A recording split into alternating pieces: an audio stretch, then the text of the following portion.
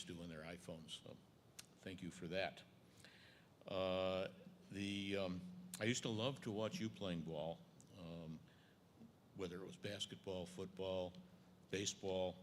And as I got a little bit early, sometimes you even coaxed your friends into letting me play, and that was such an honor and privilege.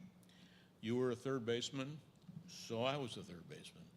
You were a quarterback, so I tried to be a quarterback, but never really had your skills.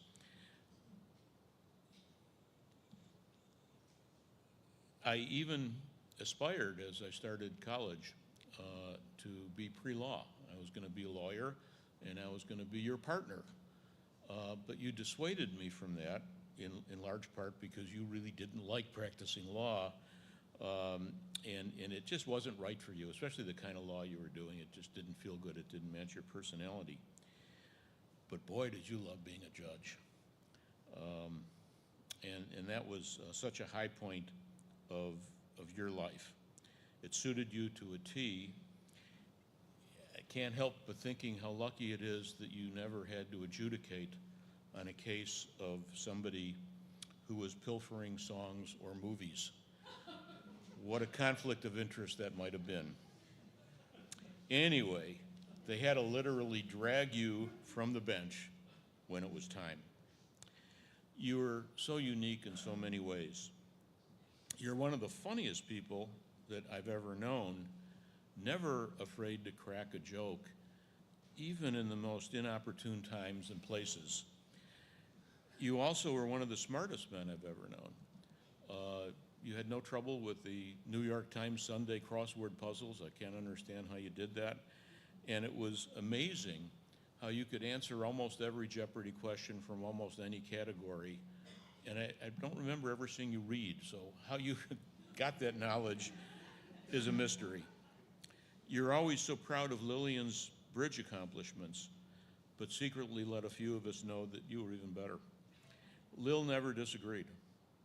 And you had a terrific voice and a special penchant for harmony. You were a regular in Uncle Seymour's holiday choir at Agudas Achim, and later a traveling barbershop chorus that you loved so much. But perhaps your greatest asset was your kindness. You sometimes spoke like you were the great Grinch, but underneath it all, your actions were always marked by kindness and generosity. Your truest passions were devotion to friends and family. You and Lil raised three beautiful and talented children. Your resilience in the faces of losing first Randy, then Lillian, and more recently Stacy, has been remarkable. It's hard to even imagine how you did it. Though you loved each one of them deeply and unconditionally, you dealt with their losses with dignity and resourcefulness. Best of all, you allowed Mark and Michelle to convince you to return to Chicago when it was time. And that was a godsend. You so much appreciated their love and kindness as they increasingly cared for you and supported you in your later years. I can't thank them and their children and Jack enough for all you did to make Shelley as comfortable as possible in his last years. Shelley, we will miss you.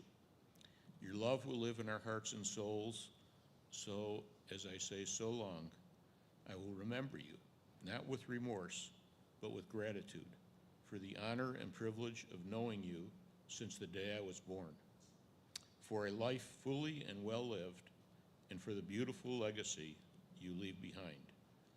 May you rest in well-earned peace, and your memory remain a blessing for all of us. Thank you.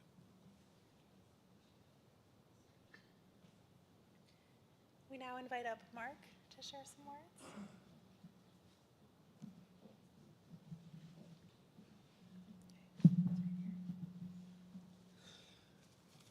My apologies if some of these references are similar to something you've just heard, but we're talking about the same person, so.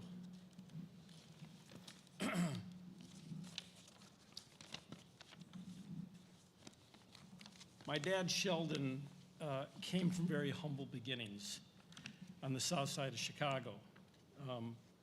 As a first-generation American, raised by immigrant parents who barely spoke English, he grew up surrounded by determination, hard work, and a deep sense of family. His father was the first of 12 siblings that came to America.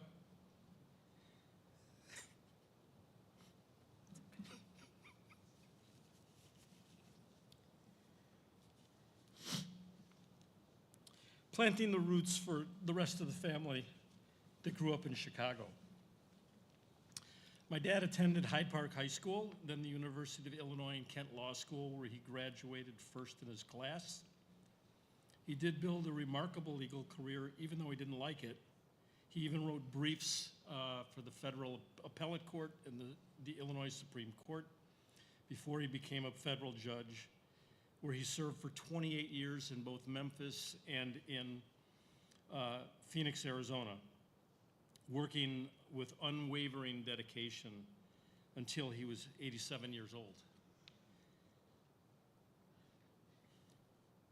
His humility never allowed him to boast, but his accomplishments definitely speak for themselves. My mom and dad shared 58 years of marriage filled with love, partnership, joy, and bickering. Together, they raised 3 of us. They traveled the world, played countless games of bridge and golf, and welcomed everyone to their holiday gatherings. My dad had so many passions. He was an effortless storyteller, loved telling jokes. He once even became the comedian on a cruise ship when we were there and the comedian didn't show. He won 2 club championships for golf at 2 different clubs, had a hole-in-one, sang in a barbershop quartet, and he was a devoted supporter of theater, where he belonged to many theater groups all the way till the end. Now, some of my favorite memories about my dad are, for sure, watching him have so much fun with all the talent he had as a 16-inch softball player. I didn't get to see him so much playing other sports, but I did get to see that. Having him as my baseball coach throughout Little League is something I'll never forget. I remember going on all these adventures with Indian guides, where he was one of the leaders of the tribe. I remember the time that he definitely showed up to Steve's graduation wearing 2 different colored shoes. And only he had the attitude and the confidence to pull that off without caring. And I will think of him every time I see a pile of DVDs, hear barbershop quartet music, classical music, and for sure when I see any type of a bag of Cheetos. Even when life dealt him tremendous health challenges, his spirit never dimmed. To him, the glass wasn't just full, it was overflowing always. He never complained once. Even though he had a reason to do most days over the last 13 years, he showed a strength that I didn't know even existed. I've said many times, and for those of you who grew up in my generation, you'll understand that my dad was like a Timex watch. He took a licking and just kept ticking. His optimism, his resilience, his gentle strength will stay with me forever. All of these things shaped who I am today. I emulated him and tried to be just like him. And I'm going to cherish them forever. He loved family deeply, and he had close, meaningful relationships, not only with Randy and Stacy, but their siblings or their spouses, but also his grandchildren, nephews, nieces, cousins, and family friends that were lifetime friends for my dad. His grandchildren, Steve and Samantha, oh, I forgot the most important thing, talking about you. Exactly. He had a special bond with Michelle. And This was one of the constants in his life. For 45 years, they shared a friendship that was so strong they even traveled together. They built memories that I think that you're going to hold on to forever, for sure. Steve, Samantha, and Nate brought him endless joy, as did Samantha's husband, Doug, and their son, Jack, who brought a light into his life that was immeasurable. He stayed close to his sister, Lori, his brother, Sid, their spouses, and the many nieces, nephews, and cousins who adored him. It wasn't just family. Most people instantly connected with my dad. No one ever had anything bad to say about him. All of his friends were lifelong, and I can still hear his nurses and aides constantly saying, "He's the cutest." We love Sheldon because he always had a way of leaving his mark on everyone that he encountered. I spent most of my life having a normal father-son relationship with my dad, but the last 5 years have been very special to me because I was able to develop a real friendship with him. The last several years, especially the last couple, have been some of the most meaningful of my life. We spent nearly every day together, either together or on the phone when he could, and we shared all of our quiet moments, laughter, stories, memories. Most importantly, we're just present to each other. Now, it mattered deeply to me that he always knew Michelle and I were there for him, and fully and unconditionally right up until the very end. Being able to give back a fraction of that to him, of the love and the companionship that he gave me throughout my life, was one of my greatest honors. Dad, I want to thank you for who you were, who you taught me to be. Your love, your free spirit, your example, your strength, and your heart. I love you, and I think about you almost every day.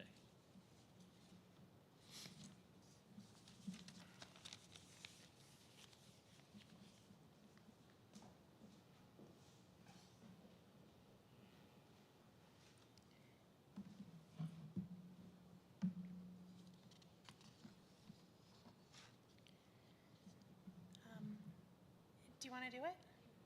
Yeah, yeah.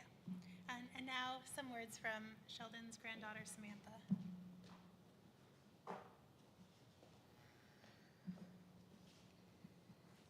Okay.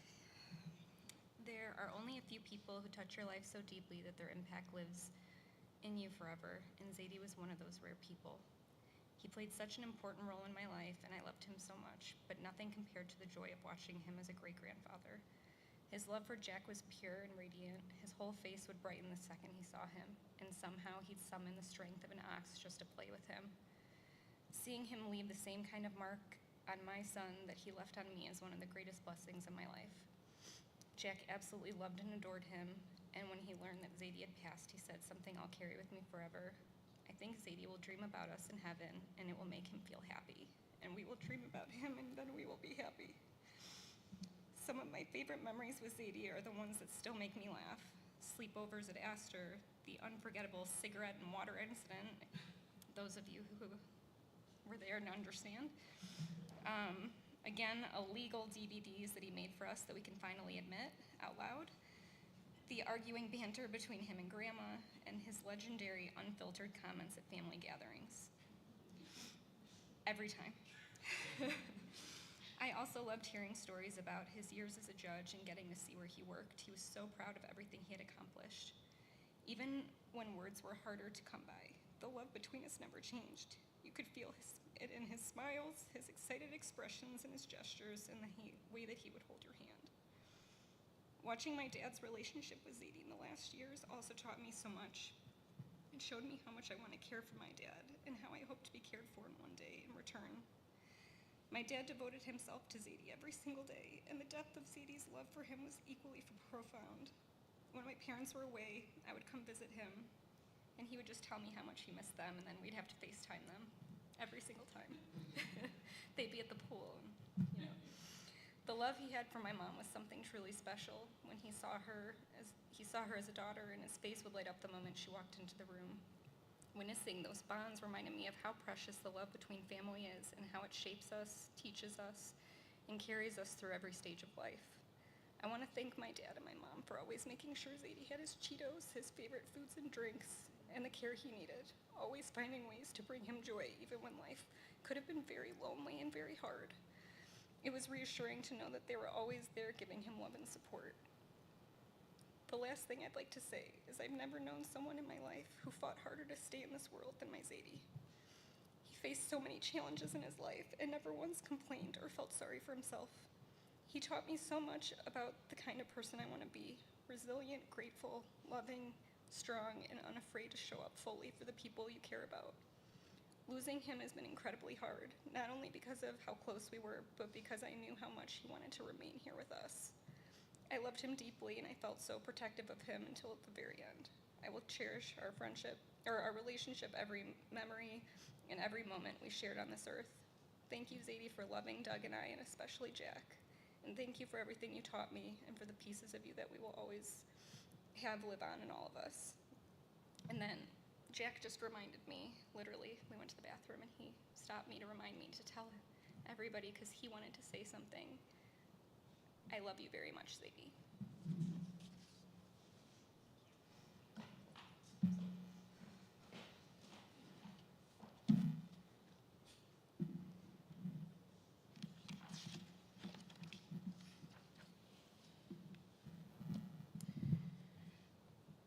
There's a Hasidic teaching about a rabbi named Zusha who is lying on his deathbed and weeping, and his students come to him and say, "Reb Zusha, why are you weeping?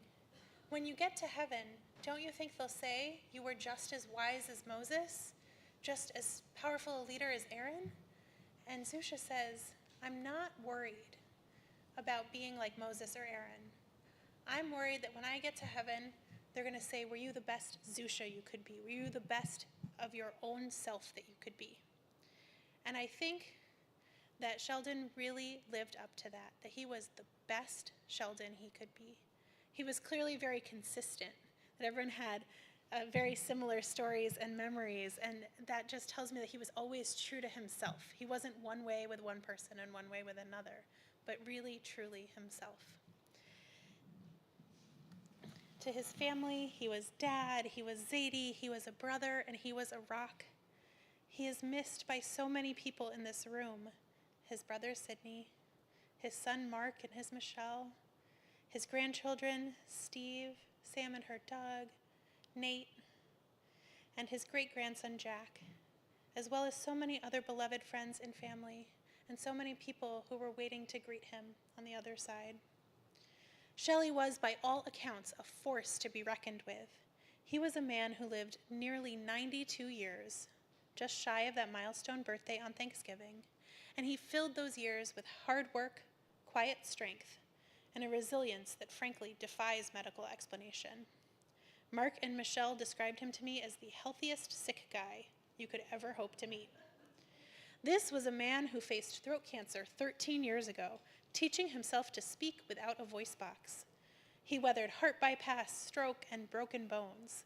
He lived with physical challenges that would have crushed the spirit of a lesser man. But Shelley, he never complained, not even once. When I asked Mark what he's going to miss most about his dad, he said his smile. That Shelley was someone who could smile through whatever else was going on. He came from a generation that believed in action over words. He was the first generation born here, the son of Jean and Irv, surrounded by a massive, close-knit family that had emigrated from Poland to Chicago. He grew up on the South Side, a proud graduate of Hyde Park High School. It was in that South Side that he met his beloved Lillian. She was from South Shore High School, and they were a match that only they could fully understand. We've already heard about their bickering, which led to the nickname the Bickersons. They were two independent thinkers who would argue loudly but loved deeply, married for 58 years until Lillian's passing. Shelley was a man of intellect and immense professional pride. We've already heard about how much he valued his work as a judge and that he was very prolific, giving perhaps more hearings than anyone else in the country on the disability work with the Social Security Administration, which is important, valuable work for all of us. In fact, Shelley was so dedicated that he didn't retire until he was 87. He was never a touchy-feely kind of father. That wasn't Shelley.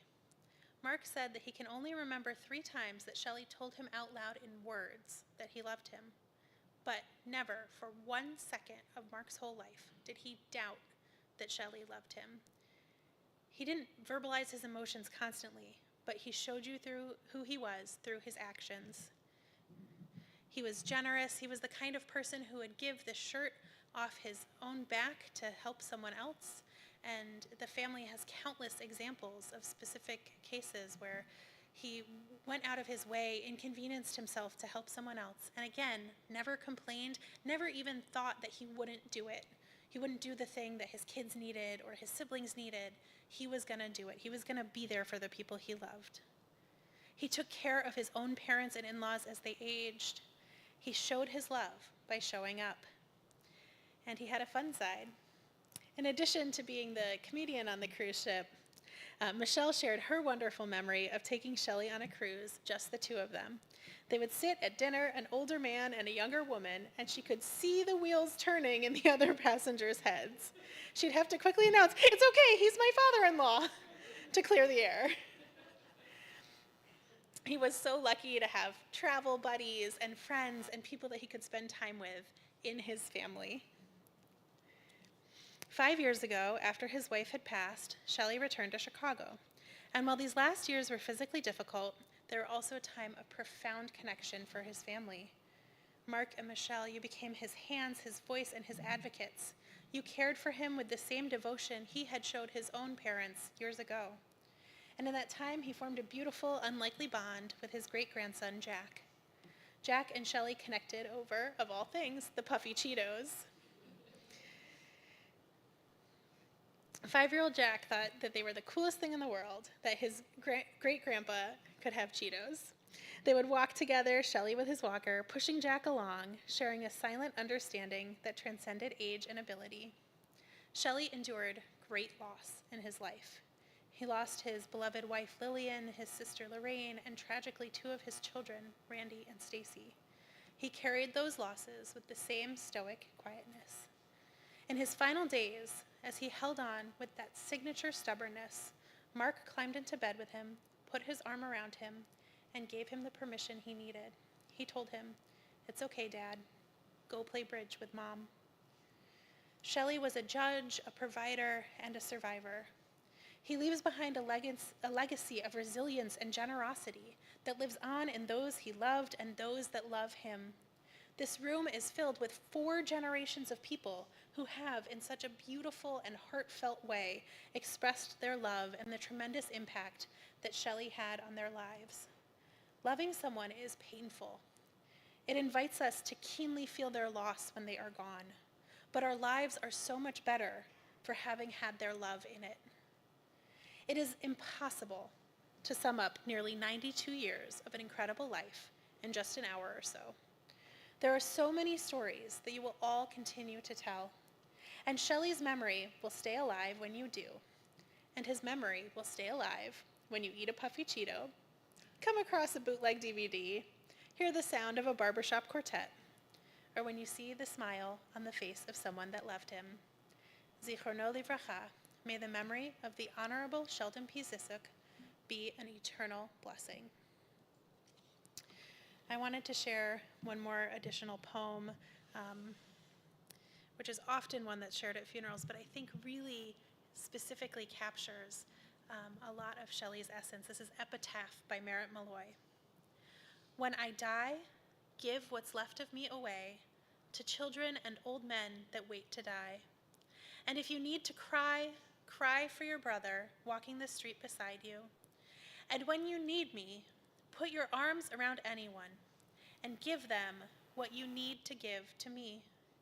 I want to leave you something better than words or sounds. Look for me in the people I've known or loved. And if you cannot give me away, at least let me live on in your eyes and not your mind. You can love me most by letting hands touch hands, by letting bodies touch bodies, and by letting go of children that need to be free. Love doesn't die. People do. So when all that's left of me is love, give me away.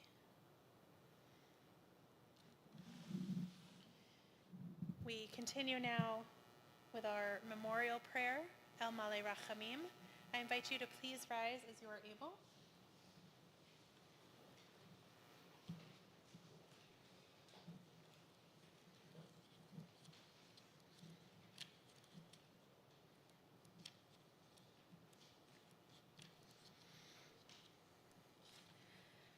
El Male Rachamim,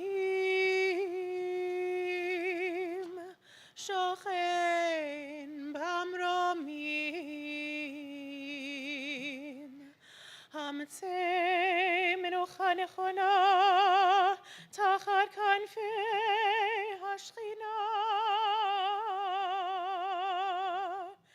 Im Keroshim Utorim, Kizohar Harakia, Mazirim, Et Nishmat,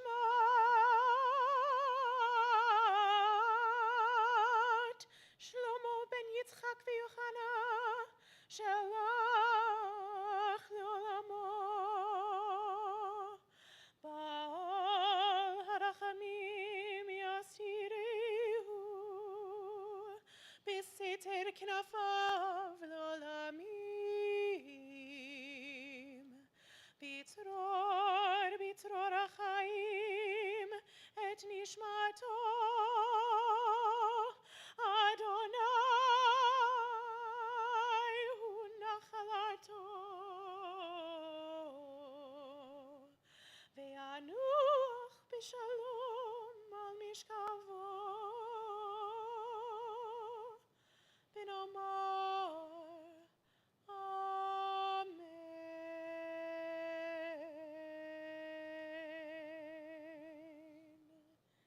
We read together in the English on the inside of your booklets.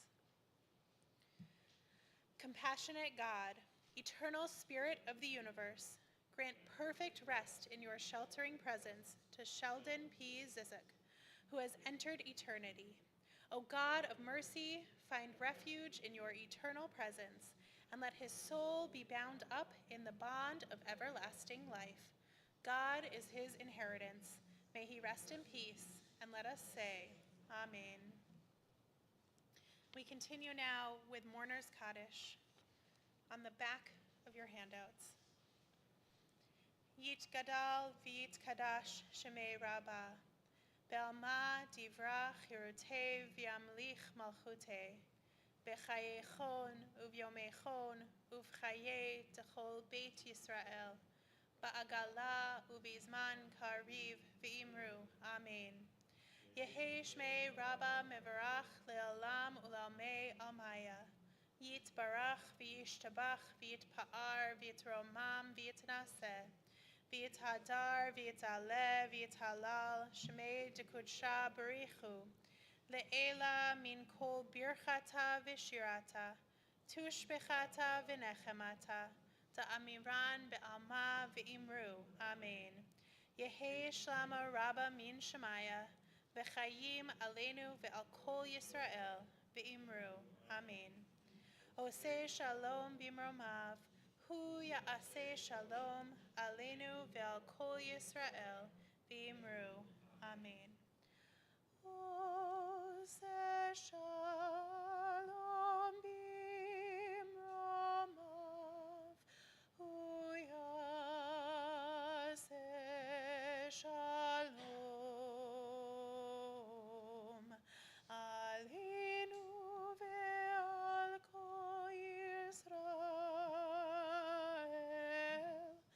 ve'imeru, Amen. May God grant peace to those who mourn and comfort all the bereaved among us.